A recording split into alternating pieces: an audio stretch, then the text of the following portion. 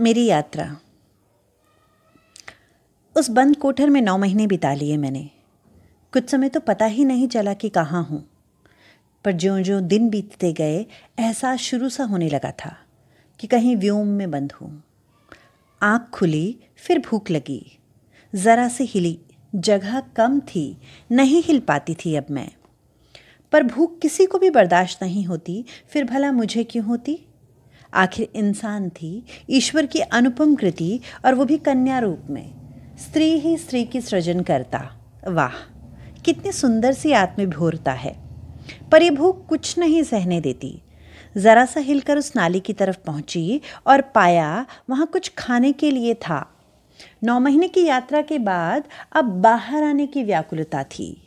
भोजन ग्रहण करने के बाद बेचैन मन और तन दोनों शांत हो गए। आँख खोलकर देखा, नई स्फूर्ति का एहसास हुआ। पड़े पड़े हाथ पैर जमने से लगते हैं और यूं भी कर्म करने की चाह गर्भ से ही शुरू हो जाती है। मुझे भी होने लगी थी ये चाह, पर समय था अभी बाकी, इसलिए सोचने लगी कि कैसे आई मैं यहाँ। बाहर देखने की कोशिश करी, पर सब कुछ धुंधला सा नजर आया। अपनी आंखों पर से धूल हटानी चाहिए, पर नहीं हटा पाई। फिर आंखें बंद की और सोचने लगी। माँ ने प्रेमवश ग्रहण किया होगा मुझे कि भाग्यवश, क्योंकि स्त्री का प्रेम तो शारीरिक मिलन पर शुरू होता है और पुरुष का समाप्त। कभी कभी सुन पाती थी पर कि इस बार बेटी ही होनी चाहिए, शायद प्रेमवश हो। आज माँ बेचैन से स्वर में थी। बार बार माँ की बेचैनी में महसूस कर पा रही थी। मैंने हाथ पैर पसारे तो पाया कि जगह की बहुत कमी हो रही थी। ये माँ फिर बैठ गई और मुझे फिर सिकुड़ना पड़ा। समझती ही नहीं कि उसके बैठने से मेरे लिए जगह कम हो जाती है। क्रोध में मैंने भी हाथ पैर चलाने शुरू कर दिए। यही तो किया अब तक। पहले जगह बनाने में ही कितनी मुश्किल हुई। कोई अकेली थोड़ी थी मैं, बहुत से थे इस दौड़ में। और फिर अब मैं फिसल रही थी। आज मैंने अपने हाथों को खोला और पकड़ना चाहा किसी सिरे को। गिरने का डर था मुझे। अचानक से माँ के रोने की आवाज़ सुनाई दी। समझ नहीं आया कुछ।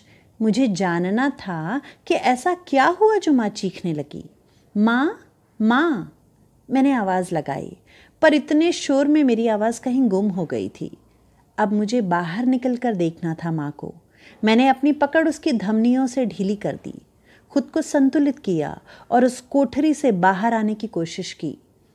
छटपटाहट, दर्द, डर, प्रेम, सब कुछ महसूस कर पा रही थी। माँ ने अचानक से पूरी ताकत लगाई और मैं उस व्योम से अलग बाहर आ गई। अपनी माँ की कोख से अनगिनत मुस्कुराते चेहरे, बस माँ का चेहरा नहीं। जोर से रोई, मुट्ठियों को भींच लिया। तभी सुनाई पड़ा, पुष्पा, मुबारक हो, बेटी हुई है।